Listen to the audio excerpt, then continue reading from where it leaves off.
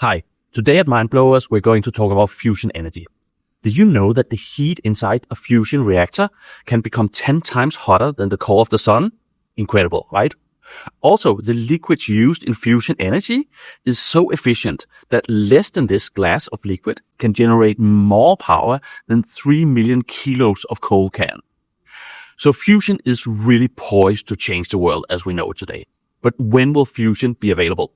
We're going to need it for all the power that AI and robotics is going to absorb. Listen to this episode and have all these questions answered. Mindblowers, uncovering the mysteries of the future.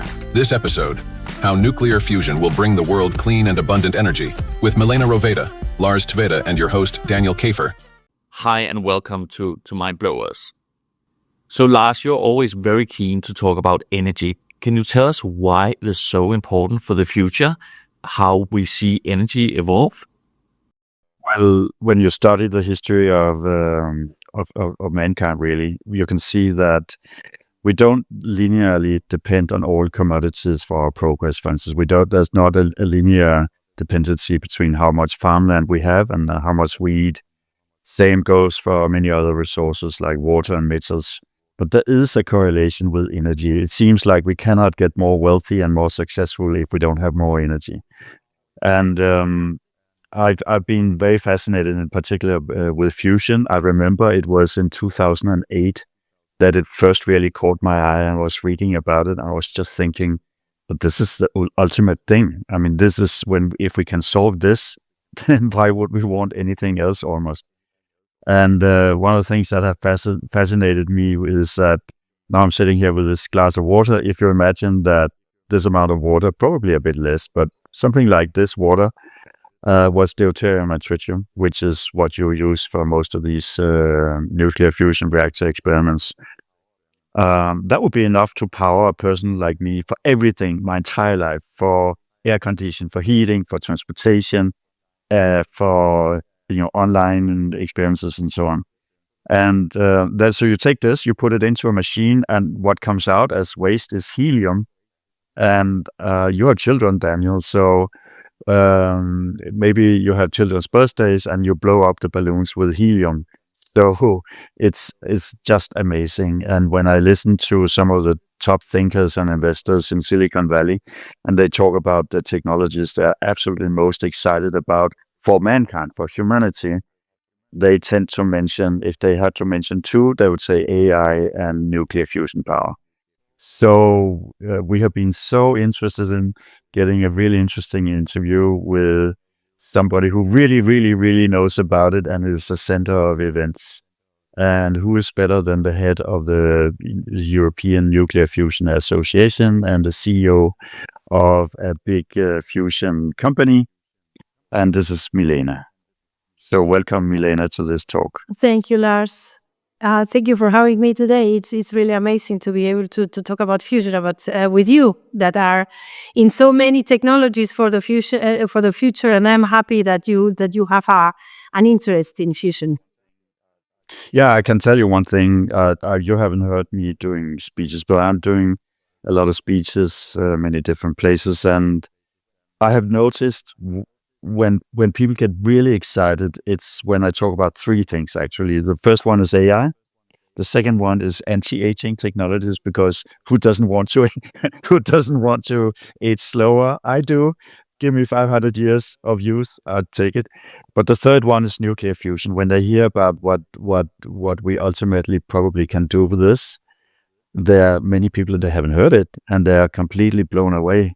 So it's so exciting and it's so important for mankind. Yeah, it's the same experience I do when I go and I am asked to talk about fusion. I was in Düsseldorf some weeks ago with a bank, and I was asked to talk about fusion. And people really, that the feedback is really amazing, because people see this as there is light at the end of the tunnel. And it's a technology that really brings in every sense positive energy also to people. It brings hope for the future. Yeah, so Daniela, we talked about the first question we wanted to ask you, and we wanted to ask you, in a form where you're only allowed to answer with a number, but the number can be an interval. And that is the question that everybody gives me when I talk about it. The ones who have heard about it at all, they tend to say, yeah, but nuclear fusion is 30 or 40 years away, always has been, always will be. So our question to you is, we know you cannot, you don't know the answer, but when do you think it's most likely that we will have commercial nuclear fusion? I mean, nuclear fusion connected to a commercial power grid somewhere in the world, an interval of years. I am going to be nice and answer the question straight away. So it's going to be, in my mind, something between 15 and 20 years. But I need to tell you that I am answering this because you are not the first one. Everyone wants to know. This is the question of the million, The answer to this question really is, tell me how much money are we going to put into this technology, and I'll tell you how quick we can do this. So it will depend on the investment that is going into developing a fusion technology, and the answer will lie how quick we can develop this technology. But as things stand now, we talk about something between 15 and 25 years. We're starting to see some predictions. I've also looked at the fusion report, where some people actually believe it's just around the corner, but you seem to think that it will take a little bit longer. Is there a specific reason why? Well, there is this company Helion in the US, and they are stating that they will deliver fusion energy by 2028. And if you talk to the scientist, I haven't found one scientist that tells me this is achievable. Maybe ignorance is bliss. I am not a scientist, so maybe they are right. We are going to know in 2028, but the majority of scientists, when we talk as Gauss Fusion and we talk about 20 years from now, people tell us this is very ambitious. Because we are talking about really it's not about an experiment. It's not about getting the plasma to get fusion, because this is happening now, and to maintaining the plasma, this is the next step.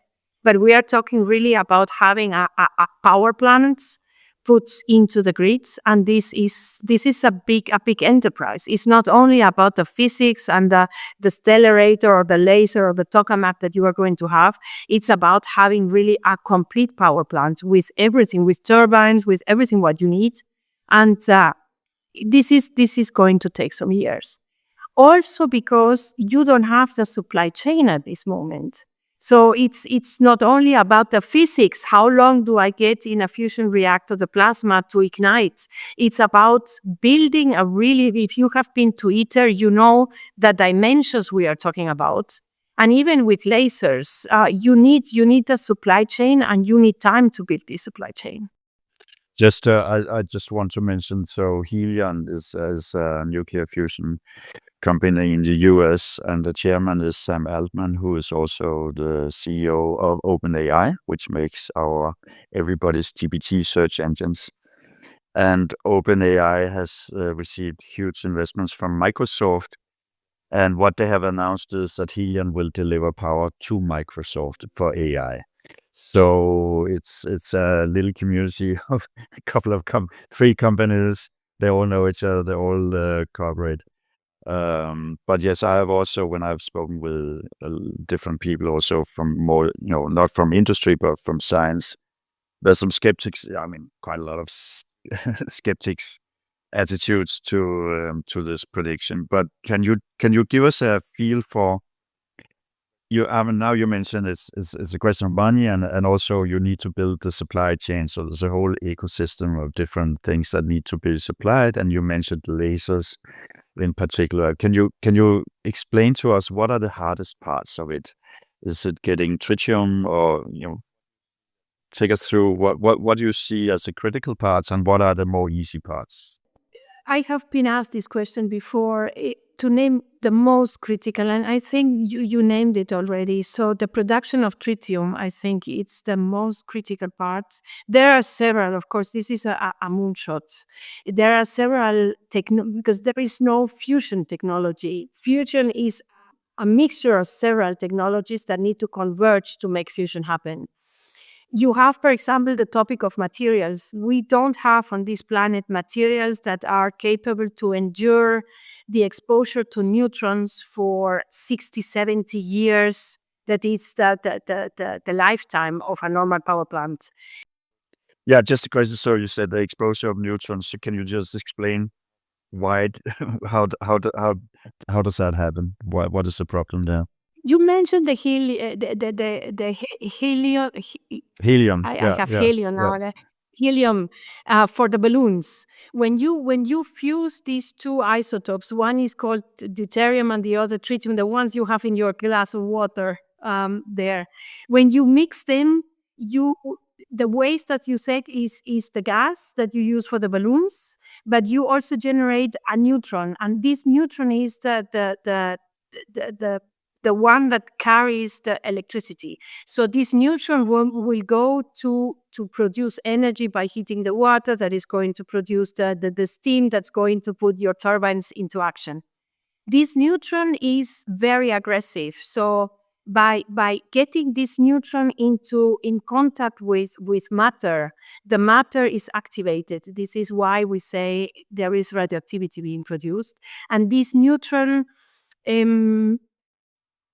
causes in technical terms is DPA, displacement per atom. So this neutron, when getting in contact with the matter, transforms the matter, and the matter gets brittle at the end of the day by being exposed to these very, very highly charged neutrons. And there is no matter on Earth that can sustain this neutron exposure for so long.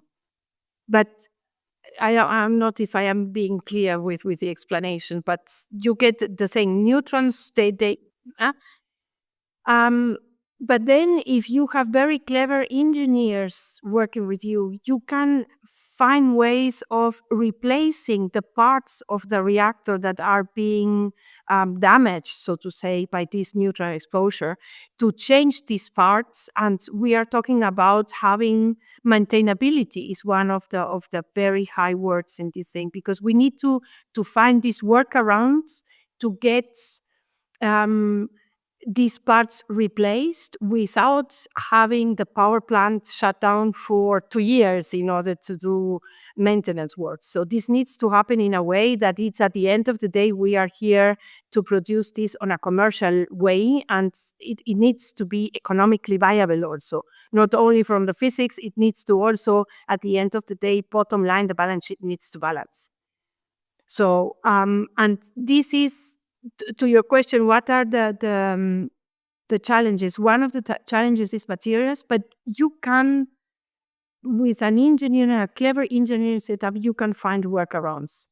Where you cannot, until now, we know how to do this in theory, is the production of tritium, because you know that these neutrons, putting them in contact with lithium, you produce tritium. This is a fact. It is what it is. But how to do this, in which we call it the tritium breeding blanket. So it's a blanket that you have in your vacuum chamber. This is the blanket that you put between your plasma and the wall. There is the blanket. So the neutrons will go directly into these blankets, and the blanket has the lithium. And when they get in contact with the lithium, you produce the tritium. In theory, it's easy. In practical things, you need to know a lot of things. We are talking about, first of all, you need to enrich the lithium, because the lithium that you find in nature is lithium 7. You need to enrich it to lithium 6. And this process of enriching the lithium is not so a very sustainable one. So we are looking for ways of enriching lithium that you can do it in a more sustainable way as the one known until now. And then you need to extract the tritium. And all of these are challenges, but challenges not so much for the physicists, they are challenges for the engineers. And this is where we are working on. Right. So if we go back to my my glass of water, so if we imagine this again, we imagine this was deuterium and tritium, so the enough to power me my entire life. The deuterium that we would need for me for my entire life is in natural water. It is in tap water, for instance. So if I fill up a bathtub, I actually checked that. If I fill up my bathtub, it would be about 300 liters of water. That water would it contain enough deuterium for me, for my power, for my entire life. But then the tritium would need to be taken from lithium. So we have insane amounts of lithium also on Earth. So it's not, the available of lithium that we can convert to tritium is not an issue at all, but the conversion is a big engineering task. And I read once that there actually only exist around 25 kilos of tritium in the world. So we have to make this. And what you describe is the core of a reactor where there are maybe I'm saying this wrong, but I understanding is as there are two shells. You have the nuclear reaction fusion on the inside, super, super hot. It's spewing out neutrons all the time. You have the surface. They go through the surface. Inside, between the two shells, you have lithium. And that lithium, some of that lithium becomes tritium because it gets bombarded by these neutrons. So that means that the reactor creates its own fuel from something which is super abundant, which is lithium. So yeah, that sounds sounds super simple in principle, but I can see how the engineering task of making that work, and also how when especially maybe perhaps the inner shell is brittle and you need to change it from time to time. I don't know how often. You got it Yeah, perfectly, almost perfectly. The only thing is you are right when you say lithium is abundant. But super what abundant, I is, would say. Yeah. sorry? Super abundant. Super abundant, but the super abundant is the lithium 7. Super abundant is not the lithium 6. And Right. what you need to have in this thing is lithium 6. Yeah, So you two need to steps. Yeah, convert. yeah. Exactly. And this is the one of the challenges that we have. So I think some of the people who are very optimistic regarding how soon we'll see nuclear fusion, they expect AI to play a major role in kind of removing the current obstacles. What are your views on that? AI is helping, is going to help more in the future, of course. Now it's helping already, but AI is being thrown in like a magic word. AI is going to solve the world, and we are not there yet. So AI, now we are using already AI, of course, but AI is so vast. You have AI also in the chat GPT that Lars mentioned. So we use AI to write emails in this moment. And we use in Fusion, you use AI in order to make calculations more quicker, in a quicker way. You use AI also for machine learning that is going to be necessary. You use AI in the future for digital twins. But as of now, talking about digital twins without having the history of feeding, AI needs to be fed at the end of the day. If you don't have the data to feed AI, nothing is coming out of it. So we are using AI at the extent that we know what's happening inside the reactor, but there are too many unknowns because, again, this is a moonshot. So this has never been done before. So AI will play is playing already a role, but of course the role of AI will become, the more we learn, the more we have certainties and we can feed AI with data, the more data is going to be processed by AI in the future. Yeah, so where I personally, I read about that AI has already been applied to find out how to stabilize the reaction at the center of the core. But I saw a presentation where there was scientists who said that it took 1,000 years. I'm going to raise my glass again. It took 1,000 years to figure out how to make the quality of glass we have today. In the beginning, they couldn't make it transparent. And so 1,000 years of human experimentation. But today, if we started making glass today, you could probably feed the task to AI, and it could spit out very, very quickly how to do it in order to make strong, stable, completely transparent glass. And so the question is, we've seen AI applied in protein chemistry, for instance, to estimate the 3D folding of proteins, and it does it by one calculation that Daniel and I made. It does it 5.6 million times faster than scientists have done it so far. So it could be, I could imagine that there are some serious challenges in materials chemistry that AI will be able to solve much, much faster, and we would have been able to do without AI. But okay, so there's this ecosystem that needs to be built.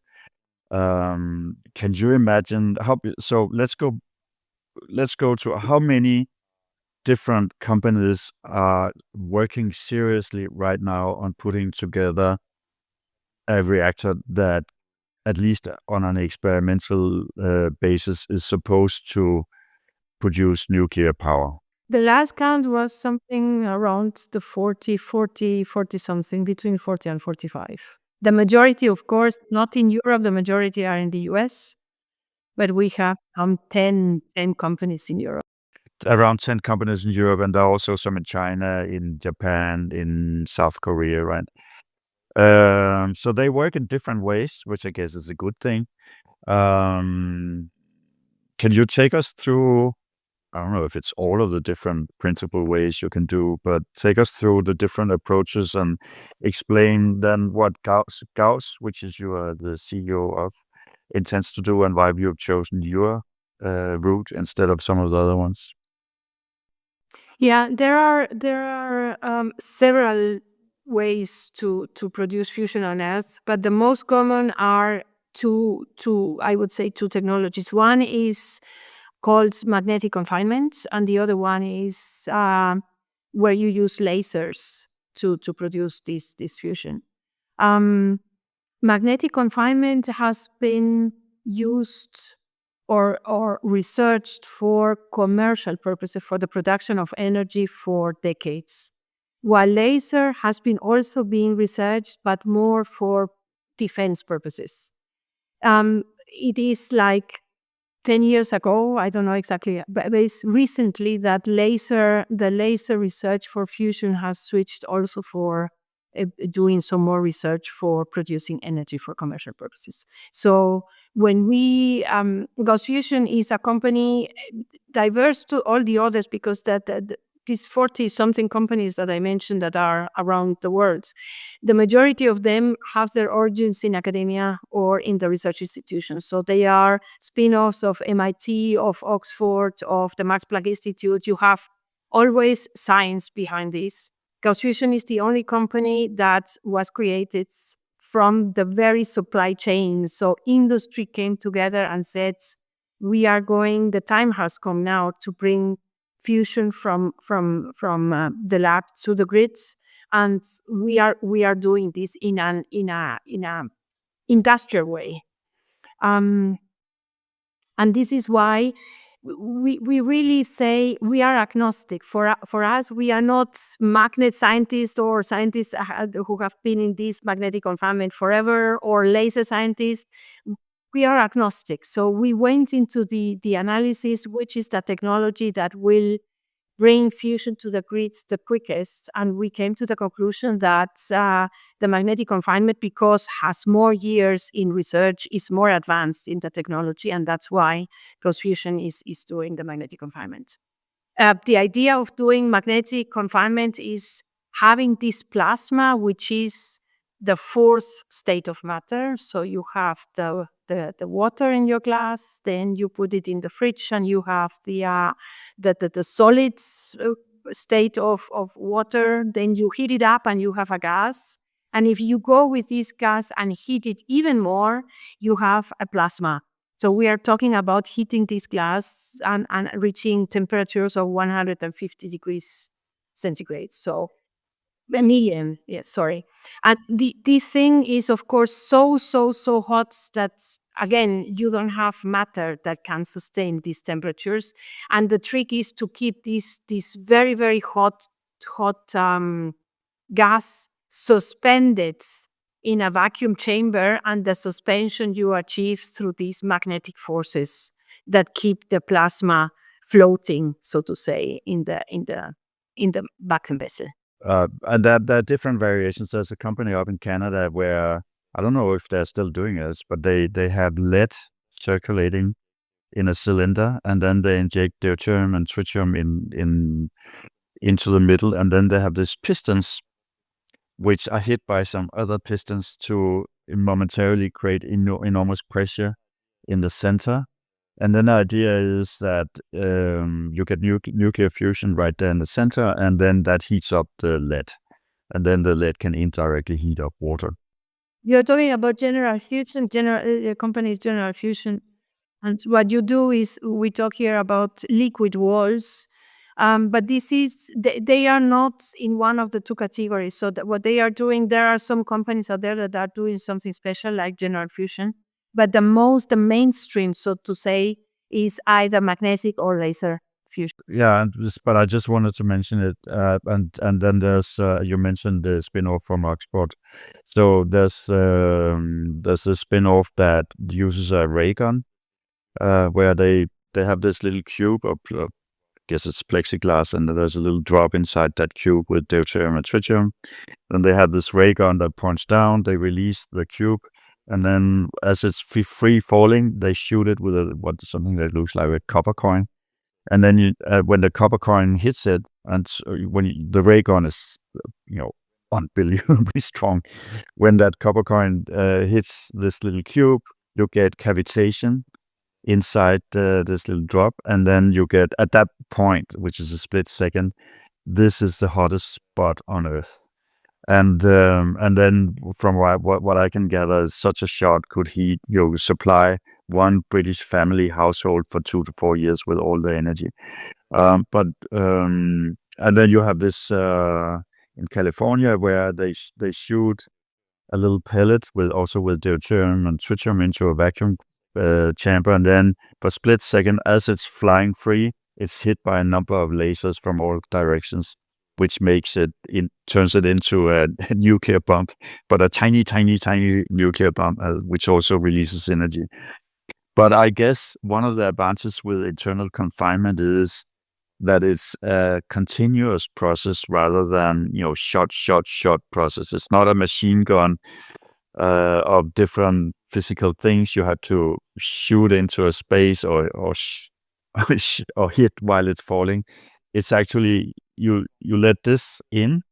How long time, if you fill one of your reactors with this plasma, how ideally, let's say 20 years from now, if we imagine such a reactor is working, is it the same plasma for a long time, or do you then shut it down, empty it, and then put in a new, or how will that work?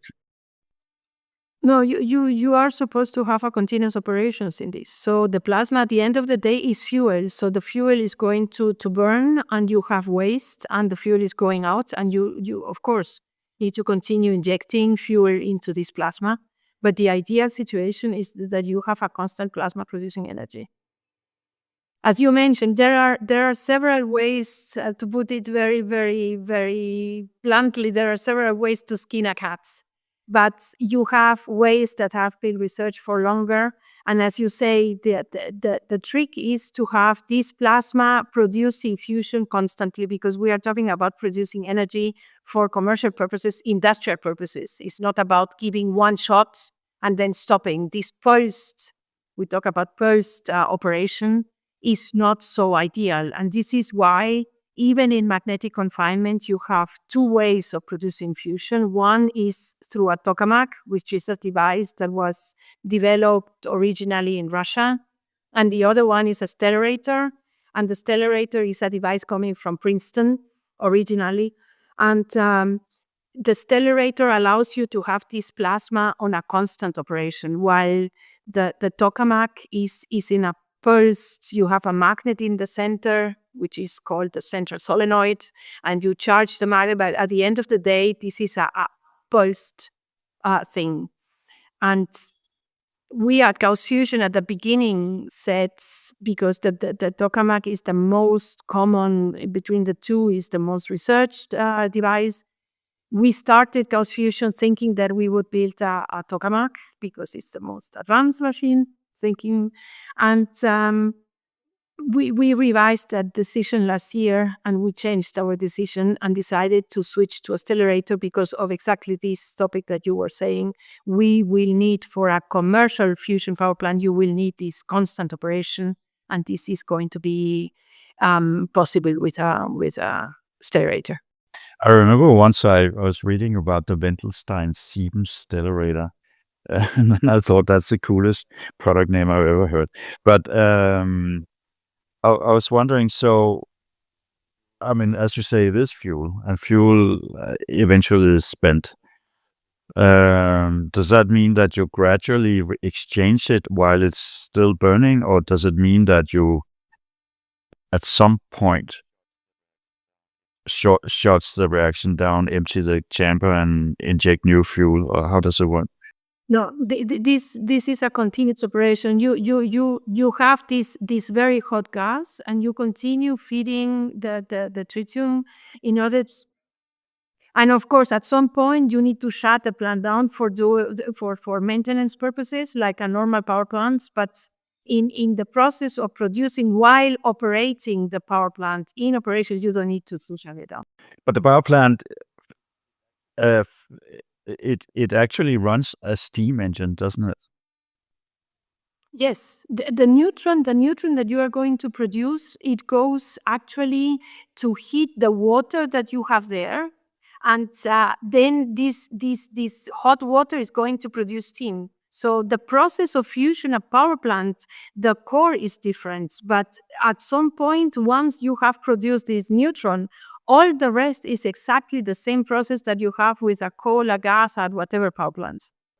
I always found it funny that the first steam engine was actually invented during the Roman Empire. They just didn't notice. It was in Alexandria, but then it was the steam engine in the 18th century that started the Industrial Revolution, and we're still using steam engines. We just use them together with some super complicated engines. But let's say, okay, so we got your fusion reactor. It drives a steam engine. That engine can produce many things. So that can, of course, produce electricity for the grid, but it could also produce hydrogen, right?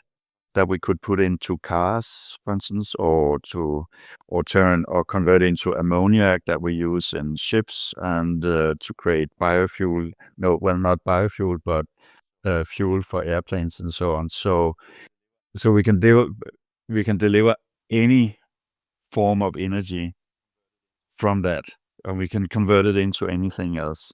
But then it becomes a matter of cost, of course. And have you made, or has Gauss or has the Nuclear Fusion Association made any estimates of how low can prices of this eventually become? Let's say when it's 2070 or something like that, when it's really mature, when it's widespread, when there are fusion reactors all over the world. Can it become really cheap? I personally don't think that this is going to be really cheap. Not in the next 100 years. So if you see how much a fusion power plant is going to cost, there is no reason to believe why a fusion power plant is going to be different in cost from a nuclear fission power plant. So if you take the same costs, at the end of the day, my theory is that the cost of fusion, if we're talking about LCOE, is going to be more or less the same that we have today with fission, what we know today with fission. So there are people saying that fusion is going to be as cheap as solar. I really don't think so. Maybe you need to understand that we have, when we talk about nuclear fission, we are now in the fourth generation of this technology. When talking about fusion, we are about to create the first generation of fusion power plants. And this is where Gaust Fusion is working for, producing the first generation of fusion power plants. But so what does that mean for the impact in the world? If we are thinking about, will we ever have like abundant, free, clean energy? I mean, is fusion going to bring that at one point, or are we looking very far ahead then? Abundant, yes. Clean, yes. Free, I don't know how it can be free, because actually you have a very, very high capital cost for this, the power plants, and who is going to build these power plants for free? Free, I don't think. We are going to give the grid, of course, the stability that the grid needs by giving it a complement to solar and wind that are intermittent, as we all know, and you need to have some third clean and abundant source of energy to give the stability to the grid. And therefore, if you have a stable grid, you have also stability in prices. And you don't have these fluctuations. But free, I don't see how we can have this free, considering the capital cost that it's involved here. Yeah. So so you have this, what the stable power is called, the base load. So right now, in most developed countries, about 20% of their total energy consumption is electric power. 80% is not, and the 80% still today is almost entirely fossil fuel in most countries. And our global consumption of fossil fuel continues to go up because of that. But if you look at the 20%, and then if you look at what happens when you introduce these unstable sources of power, wind and solar, if you have only a tiny little part of the electricity supply from that, then you don't have so many stability problems. But if as the proportion of the electricity goes up, the stability problems become more and more complex. And I just looked at a statistics from China, which is a world leader in rolling out solar and wind, at least in absolute numbers. And I looked at, so solar and wind and electric cars, by the way, and grid requires copper. And I looked at what is happening with the copper demand.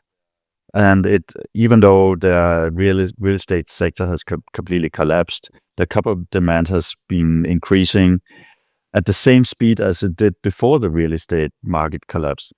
And the reason is that they use this for this energy transition. But then if you look at where does it go?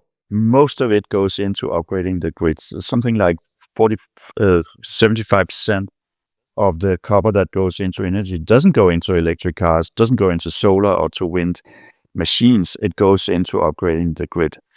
And that turns out to be also a very, very expensive part of that conversion. So if we want to get rid of fossil, it's a very big endeavor, but we need this massive base load of something else to address that.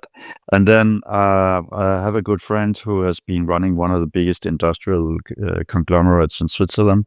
It's a global company, and he told me that there's a rule of thumb in industry, and he's worked in other big industry companies as well. He said when you double the annual production, the cost goes down 7%.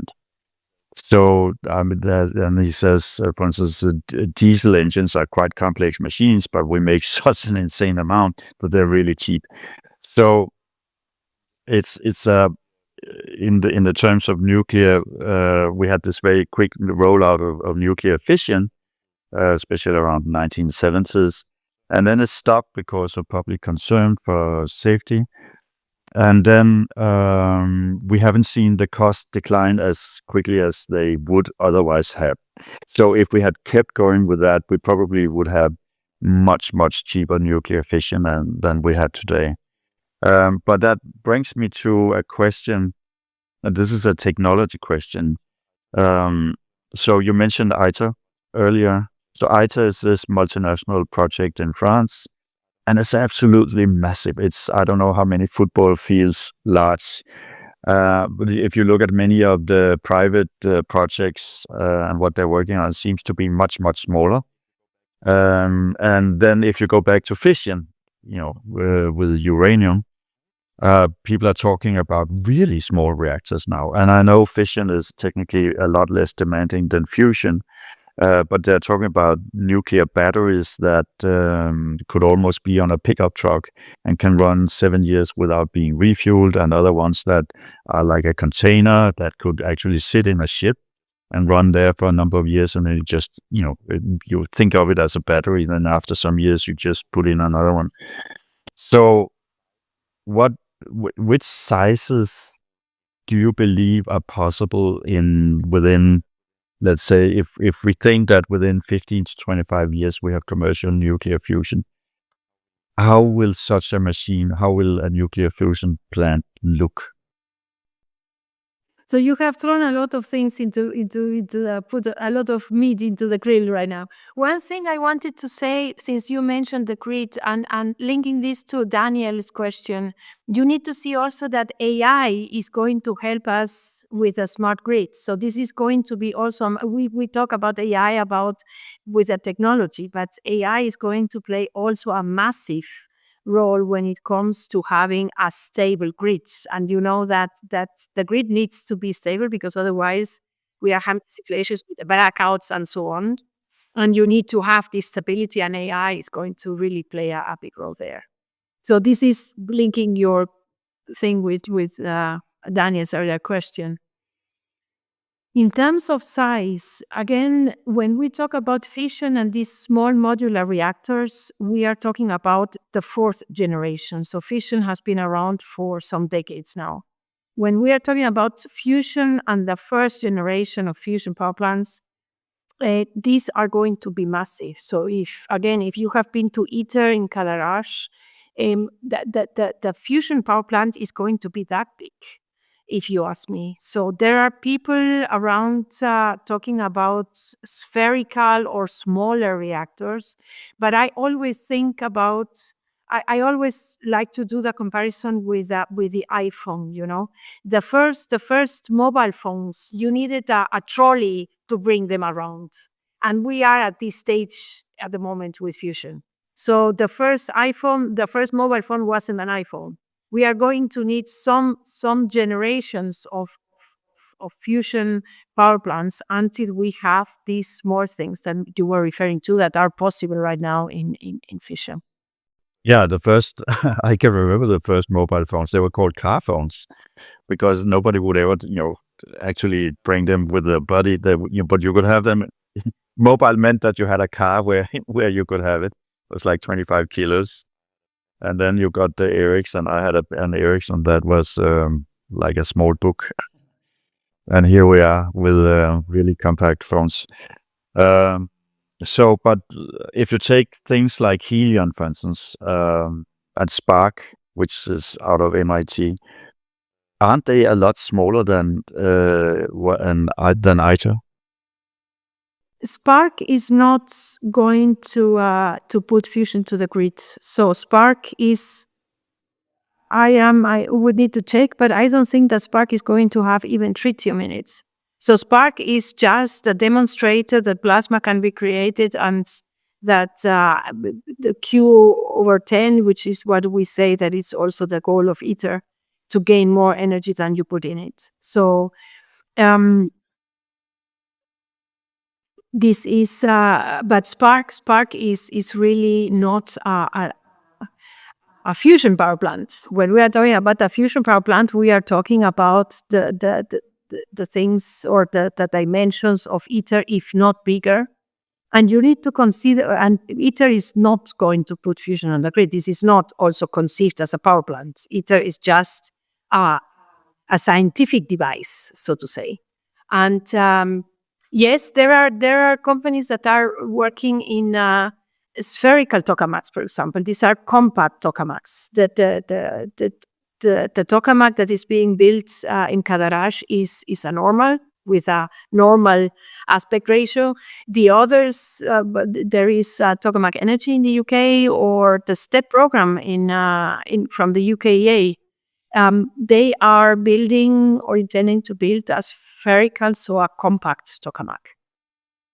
We'll see how it develops. But we are very far away. I don't think that nobody who is really serious is talking about the kind of small reactors, more modular reactors that we are seeing in the fission world. Lockheed Martin did some years ago, but then they stopped talking about it. But they talked about Lockheed Martin. Yeah, they're very good at building other things, but they stopped talking about building this there was a super small thing, like the container-sized reactor.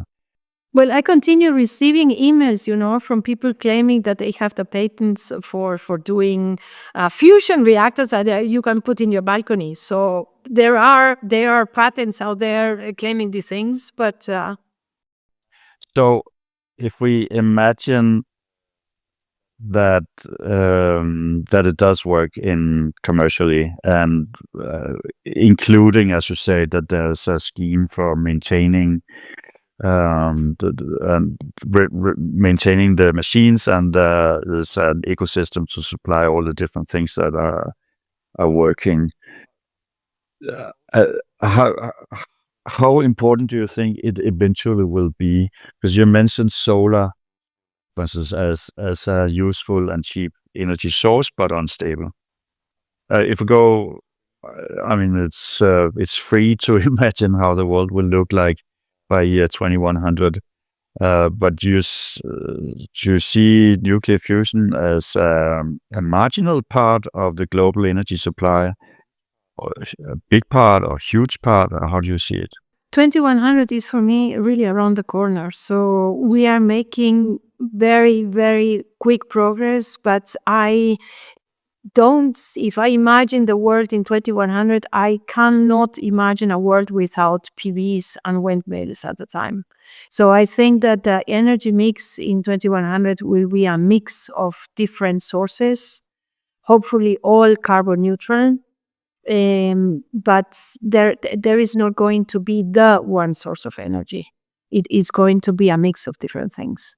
But do you still think that like coal will have a role, or oil, or will that be completely phased out? I hope that this will be completely phased out, yes. So it would be a mix of fusion, water energy, solar energy? Wind, also fission is going to be around. I don't see fission disappearing completely.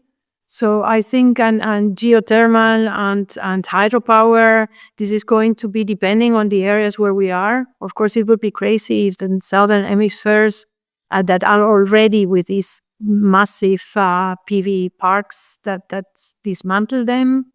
They will be fully amortized by that time. So I think also thinking about commercially, why should they not be active anymore? So I do see a mix with several sources, clean sources of energy. So now we're talking about all the different energy sources, and we see a ton of money being invested in solar and wind and grid upgrade. How happy are you with the amount that is being allocated to developing fusion, nuclear fusion? I cannot be happy with the amount being allocated. So I heard, I have been trying to find some numbers for that, but I heard, we were in Rome at a conference, and that Ian Chapman, this is the head of the UKA, he mentioned that the investment in fusion is not, or the investment for the development of hydrogen is not twice, not 5 times, not 10 times more than the investment in fusion, is 80 times more. So going by what he said, is we are investing 80 times more in developing green hydrogen than we are investing in fusion. So just for the perspective, so green hydrogen is hydrogen that is produced by electricity that comes from solar and wind, right? And perhaps also from dams, from hydropower. Green hydrogen is per definition hydrogen that is being produced by a clean source of energy. And we know that solar and wind are not powerful enough to produce green hydrogen. And this is why you mentioned yourself that a minute ago, we will need fusion also to produce green hydrogen. You need a stable source of energy to produce green hydrogen. But the investment in fusion right now is in private initiatives. As of last year, it was $7 billion. US dollars, and from these 7 billion, not even 10% came to Europe.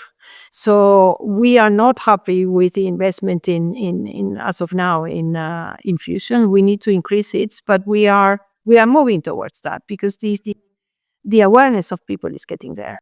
just for perspective, so the green hydrogen that we talk about is not an energy source. It is a way of converting one energy source to another one, where in the process you probably lose something like 40% of the energy content because it's very complicated to make these different transitions. There exists potentially a fairly good resource of natural hydrogen, which is buried in the ground, which we can pump up like gas and partly use in our existing technologies. But that's not really happening today. But nuclear fusion, like nuclear fission, will be an energy source. So it's just in a completely different area. So what you're saying is that we use about 80% or 80 times as much money in creating technologies to create hydrogen only as an energy conversion than we use to create nuclear fusion as an energy creation. So one has to ask oneself in so many situations, if we weren't there and we're just sitting completely with a blank sheet and we're thinking about how do we develop energy for mankind for the rest of this century, we probably allocate a lot more for nuclear fusion than we do, I would assume. Well, there is this saying that the nuclear fusion is going to be a reality when mankind decides that it has the need for it. And we are not committed to it yet. Yesterday, I was in another podcast with the UK, with an outlet of fusion. And I was mentioning, because the questions are always the same. And if you see what we are doing if we are serious to get carbon neutral by 2050, I think if I asked you, Lars, how many initiatives, how many technologies are being funded at this moment, you wouldn't be able to name all of them, because we are, if you ask me, too diversified. I am thinking about this in a very commercial or industrial way, how a company would think. You cannot finance all the projects that are brought to you. You need to focus your attention because the resources are limited. At some point, you need to say, okay, this is my plan, and these are the technologies that I am funding and I am moving forward. And I don't know if we are so focused, and I am thinking we as Western world, if we are so focused in what do we really intend to do. There are many technologies, and I think it's good to have the diversity is fine. But when it comes to limited resources in the terms of money, limited resources, but also in the terms of workforce, I think that we are not, the Western world is not focused on, okay, this is our plan. There are too many things out there and not a clear path how we are going to achieve this goal. Yeah, so I'll now give you a view of my it's a view I have. I might be wrong. I am not expecting anybody to comment on it, but I don't think we'll be anywhere near reaching carbon neutrality by 2050. I think we might reach it by 2100. So which is 75 years or so from now. But I think that if people came to the same conclusion as I have, then maybe they would take a longer view of how to deploy money.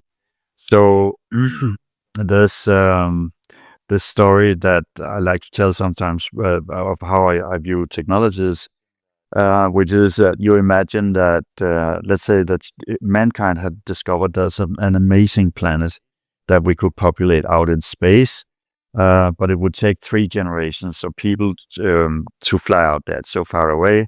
So somebody one generation goes on it, then they have to get children, and then the children have to get children, and their grandchildren will be the lucky ones that reach this paradise. And off they go with the best rockets we have from SpaceX, I guess.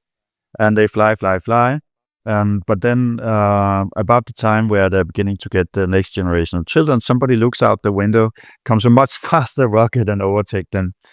And so they say, oh, we should have stayed back and waited for the much better technology because they left later, but they will arrive quicker. And the people in this new rocket, they think, oh, poor people, they invested in the wrong technology. Until one generation later, they're overtaken by a much faster rocket. So of course they regret also that they, went too early.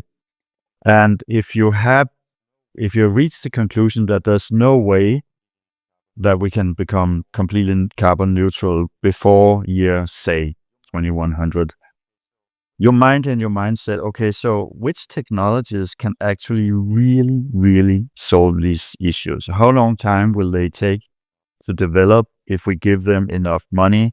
Why don't we take some money from deploying short-term solutions that are not really very good and move some of that money into doing research for longer-term solutions that are really good? And so, so that's just a thought that I have based on reading about all these different technology developments that are in process, but also looking at statistics about what's going on. For instance, Germany started its Energiewende what was about 14 years ago or so. Yeah, it's 14 years ago, but if you look at the total energy supply in Germany, 80% or almost 80% was fossil 14 years ago. And if you check it today, it's still all of 18%, 80%. They have not moved the dial at all. And there you can then ask, okay, so the electricity prices have gone up, the industrial production has gone down, but they're not making any progress at least in terms of the relative production, and some of the industry production just goes to China. So perhaps a longer term planning would have been better for such an economy. You're right, and this is the example of Germany because it's around the corner. But I think this example is you can use this to other countries too. So we are not doing enough. And even if we say France, for example, we say France is the nuclear country par excellence with their fission reactors, and they are now in the process of building 14 more. Is this new plan 8 and 6 or 6 and 8? But even there, if you see France, they are producing the fission. This goes into electricity. But as you said a minute ago, electricity is just what 30%, between 20 and 30%. Typically 20%. Yeah. So we are talking about only the part of electricity production, but all the rest is not green. This is what people say. I drive an electric car, but the question is, great for your electric car, you are avoiding pollution. But if your electricity is being produced by coal, this is not a green car. So now we spoke about Germany and France, so I'd like to add something here, because if you look at the whole world over the last 20 years, we can look at renewables. So renewables, that would be hydro and biomass and solar and wind. That's pretty much it. So of the global primary energy supply 20 years ago, renewables was about 10%. And today it's about 10%. So it hasn't gone up. But meanwhile, the global energy supply has gone up massively. And that's why we continue to burn more and more fossil fuel. And then you can ask, how is that even possible? Because we have invested so much in solar and wind. And that is true. So solar and wind has actually gone up a lot. But then hydro almost doesn't scale. So that's dams, doesn't really scale. So that means that since the total energy supply goes up, hydro forms a smaller part. And biomass also doesn't scale very well. So that also loses market share, so to speak. So the sum of all that is constant. And if you just look at a graph and you look at how much of that is renewable or how much of that is solar and wind, it just looks really inconceivable that renewables will change the game in the foreseeable future, like at all. And also, then if you go into how much industrial metals are needed for for some of these technologies, so not for biofuel or hydro, but for solar and wind and the grid to handle the instability and for electric cars, it looks like we cannot scale it very much. So right now, the industrial metals prices are under control, but they can start spiking up massively at some point. So the mining industry is not prepared at all for a huge spike in the demand for metals. In fact, I saw a study by Goldman Sachs where they predict that the global copper production has peaked and will decline year by year by year by year in the future. So less and less copper, more and more demand for it. So and then you can build power fission reactors, but the uranium industry is not really prepared for that either. So right now we are running a deficit of uranium. So that means what we have in stock is being used in the reactors, but the stocks are getting smaller and smaller. So we really need something else where we have unlimited or close to unlimited supply of the fuel.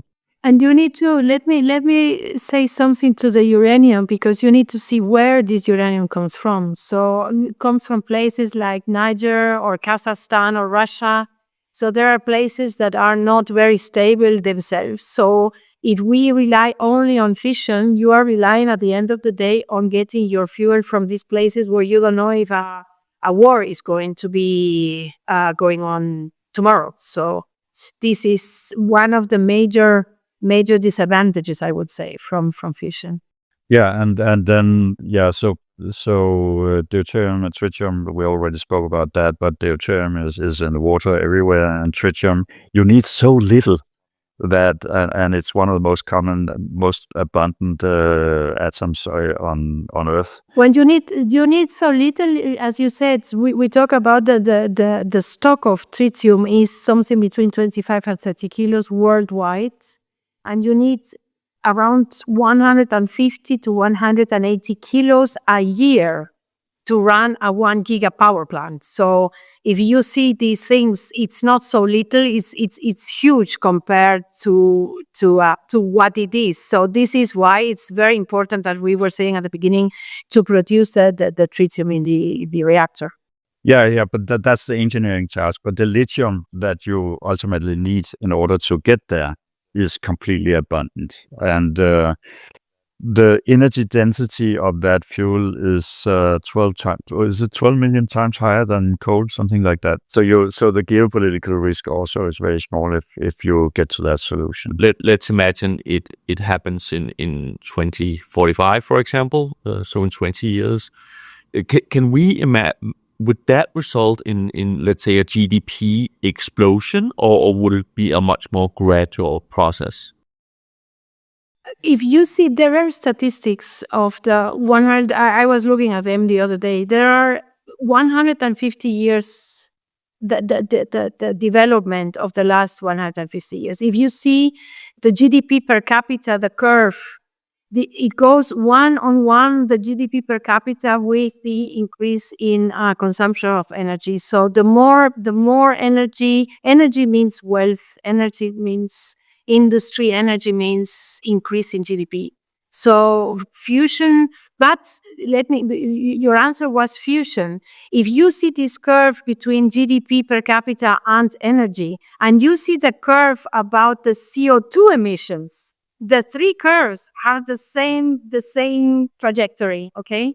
If you put fusion into the thing, the third curve, which is the CO2 emission, is going to disappear. Then you have the break. But the other thing, the gain or the intercorrelation between GDP per capita and energy consumption will continue being the same thing. But we need to cap the third curve, which is the CO2. So I just want to say that lots of prominent researchers, like a leading investment bank and research houses, predict that the global trend growth in GDP per capita will break upwards. I mean, it's rising, but the trend is like a exponential line, but that exponential line will accelerate upwards because of two things: AI and robotics. So AI beginning right now, and robotics probably really beginning 2028. And here we're talking about versatile robotics, which are hyper intelligent and can work 24 hours a day and so on. So that means that the demand for energy will accelerate. That's very likely to happen. So these things are important. Yeah, and of course, that would mean increased pollution if we don't have alternatives that are less polluting. Like, for example, nuclear fusion would be one. Of course, the solar energy that's cheapening in price would be another. But that would lack the stability we need. And of course, then we have nuclear fission that I suppose is a lot less polluting than coal as well. So I guess we'll have a challenge if we don't change our current mix of energy in the age of robotics and AGI, because then pollution will continue to increase. Let me tell you one thing more that you mentioned with electricity. Electricity, one of the characteristics of electricity is that you need to it needs to be consumed immediately as it's produced. So you cannot store it. Electricity needs to be you produce and you consume at the same velocity. In order to store electricity, you need to transform it. Is what we do with batteries and so on. With a chemical process, you transform the electricity and can store it in batteries. And you are going to need this storage to run the supercomputer centers that you are going to need to do the robotics and the AI and everything what we are seeing that it's being created at this moment. Yeah, that is true. And if you want to smooth out to compensate for day and night, for different weather, for different seasons and so on, you need storage capacity worldwide, perhaps even up to 1 or 2 months of consumption. And the global storage capacity we have right now is measured in a couple of minutes or so. So we are very, very far from that. You have local places where the situation is good. What you typically use there is dams. So I am in Switzerland. In Switzerland, we have a business of using our dams here as storage space for other countries as well. Norway has the same. For Denmark, for instance, but lots and lots of places you don't have that. And that's why you need baseload, the stable power, so that people can use when they want. I think this has been super interesting. I am excited. Perhaps Daniel, when you talked about free energy, I don't think Milena said that at all. Abundant energy, safe energy, it ticks all the boxes. The free is something that we will see coming anytime soon, but all the other boxes are ticked with fusion energy. It really ticks all the other boxes, and it really sounds to me like the ultimate gift to mankind if we can solve this problem.